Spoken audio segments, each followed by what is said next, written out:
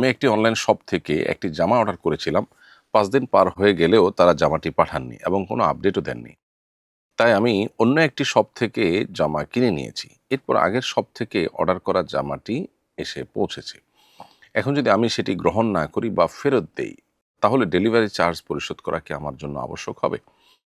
প্রিয় দর্শক, আপনি যখন কিনেছেন সেখানে তারা কতদিনের মধ্যে পৌঁছাবেন বা আপডেট দিবেন এমন কোনো বিষয় ছিল কিনা আমি জানি না। যদি এরকম কিছু থেকে থাকে এবং সেটা তারা ভঙ্গ করে থাকে, সেক্ষেত্রেও নীতিমালা যদি থাকে যে এরপরে দায় কর্তৃপক্ষ নিবেন, তাহলে তো সেক্ষেত্রে আপনার উপর কোনো দায় থাকে না যদি সেরকমটি হয়ে থাকে। আর যদি সেরকম কোনো কথা উল্লেখ না থাকে, তাহলে সেক্ষেত্রে আপনি এই জামা অর্ডার করার পর দেরি হচ্ছে, সেটার ফলো আপ করার সুযোগ আপনার কাছে ছিল। অর্ডার করা হয়ে গেছে মানে বেচাকেনা কমপ্লিট হয়ে গেছে। এখন শুধু মাল হস্তান্তরের ব্যাপার। বেচাকেনা কমপ্লিট হয়ে গেলে ৩ দিন পর্যন্ত সেখানে ফেরত দেওয়ার স্কোপ থাকে। এটা হলো সাধারণ বেচাকেনার ক্ষেত্রে। ৫ দিন হয়ে গেছে, বেচাকেনা কমপ্লিট হয়ে গেছে। এদিকে আপনি আর কোনো নিজে থেকেও জানার চেষ্টা করেননি যে তারা পাঠাচ্ছেন কি পাঠাননি। নিশ্চয়ই সে সুযোগ ছিল। আপনি ট্র্যাক করতে পারতেন, তাদেরকে ফোন করতে পারতেন, বিভিন্নভাবে জানতে পারতেন। তারা জানায়নি, কোনো কারণে লেট হতে পারে। অর্ডারের মাল আসতে অনেক সময় লেট হয়।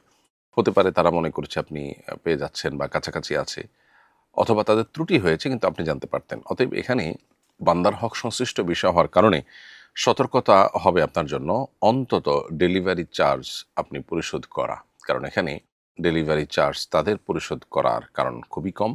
কেনাবেচা কমপ্লিট হয়েছে, আসতে একটু দেরি হয়েছে, এটুকুর অজুহাতে আপনি মালও ফেরত দেবেন, ডেলিভারি চার্জও নেবেন না। এটা ন্যায্য হয় না। আমি একজন প্রাইমারি স্কুলের শিক্ষিকা। স্কুলের প্রায় সকল কক্ষেই শিক্ষা উপকরণ হিসেবে নানা রকম জীবজন্তু ও মানুষের ছবি দিয়ে সাজানো থাকে। শিক্ষক শিক্ষিকা এবং ছাত্রদের মাঝে যারা নামাজ আদায় করেন, আমাদের এখানেই নামাজ পড়তে হয়। এসব কক্ষে নামাজ হবে কিনা এটা হলো আমার প্রশ্ন। গুরুত্বপূর্ণ একটি প্রশ্ন প্রিয় বোন আপনার প্রশ্ন উত্তরে বলতে চাই, যথাসম্ভব এমন কোনো জায়গায় নামাজ পড়ার চেষ্টা করতে হবে যেই কক্ষে বা যে জায়গার আশেপাশে কোনো প্রাণীর ছবি নেই। কারণ প্রাণীর ছবি যদি কোথাও ঝুলন্ত থাকে বা কোনো ভাস্কর্য প্রাণীর থাকে, তাহলে সেক্ষেত্রে সেখানে রহমতের ফেরেশতা প্রবেশ করে না। এ মর্মে সুস্পষ্ট হাদিস নবী করিম সাল্লাল্লাহু আলাইহি ওয়াসাল্লাম থেকে বর্ণিত হয়েছে। অতএব যে কক্ষে আপনি সালাত আদায় করবেন সেখানে যেন কোনো প্রাণীর ছবি বা প্রাণীর ভাস্কর্য না থাকে, সেই জিনিসটি আপনাকে খেয়াল করতে হবে।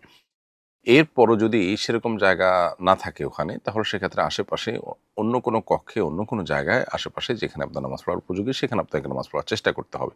সেরকম কোনো জায়গা যদি পাওয়া না যায়, সব জায়গায় অলমোস্ট সেরকম, এর বাইরে অন্য কোনো জায়গা নামাজ পড়ার মতো নেই আপনার কাছে বিকল্প, তাহলে সেক্ষেত্রে এই ছবিগুলোকে কোনোভাবে ঢেকে দিয়ে যদি পারেন নামাজ পড়বেন।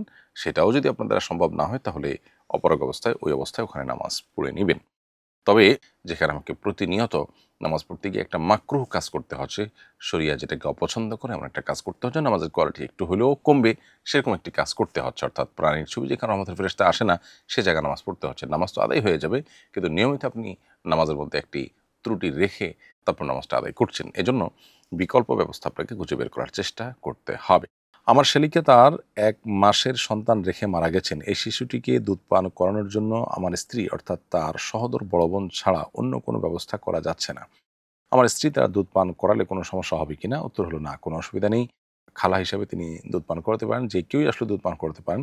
কিন্তু মনে রাখতে হবে, আপনার স্ত্রী যদি তাকে দুধ পান করান, তাহলে সেক্ষেত্রে এই সন্তান আপনার দুধ সন্তান হিসেবে সাব্যস্ত হবে। আপনি তার সাথে দেখা দিতে পারবেন এবং খালু হিসাবে যেটা দেখা দিতে পারতেন না প্রাপ্তবয়স্ক হওয়ার পর, সেটা এখন আপনি পারবেন। কারণ আপনার দুধ সন্তান হয়ে গেল এবং আপনার ছেলেদের সাথে এই মেয়ের বিয়ে দেওয়া জায়েজ হবে না, যেহেতু তারা দুধ ভাই বোন হিসেবে সাব্যস্ত হয়ে গেছে। হজ থেকে আসার সময় বেশি করে জমজমের পানি আমি নিয়ে এসেছিলাম। চাইলে কি এগুলো বিক্রি করতে পারবো? জমজমের পানি আপনি যখন বোতলে নিয়েছেন কিংবা আপনি কিনেছেন, এরপর এটা আপনার মালিকানায় চলে আসছে। এরপর এটা আপনি বিক্রি করতে পারেন, আপনি খেতে পারেন, কাউকে দান করতে পারেন, সম্পূর্ণ আপনার এখতিয়ারাধীন বিষয়। কোনো মানুষ যখন কোনো সম্পদ তার মালিকানায় চলে আসে, তখন সেটার উপরে হস্তক্ষেপ করা আর এখতিয়ার সম্পূর্ণ তার। বিধায় এটা আপনি বিক্রি করলে সেটা জায়েজ হবে। জমজমের পানি হলে সেটা বিক্রি করা যায় না, ব্যাপারটি সেরকম নয়। তবে বাংলাদেশে জমজমের পানি বিক্রির নাম করে জমজমের পানির জায়গায় অন্য কোনো পানি, নকল পানি বিক্রি করছে কিনা মানুষ, সেটা নিয়ে আপনার প্রশাসন বিভিন্ন সময় প্রশ্ন তুলেছে। এই প্রশ্ন তোলাটা অস্বাভাবিক নয়, বিশেষ করে যখন এটার অথেন্টিকেশন প্রমাণিত থাকবে না তখন। এর বাইরে ব্যক্তিগত পর্যায়ে এটা বিক্রি করলে সেটি কোনো নাজায়েজ বা শরীয়ত দৃষ্টিকোণ থেকে গুনাহের বিষয় হবে না। আসুন্নাহ ফাউন্ডেশন, উম্মার স্বার্থে সুন্নাহর সাথে।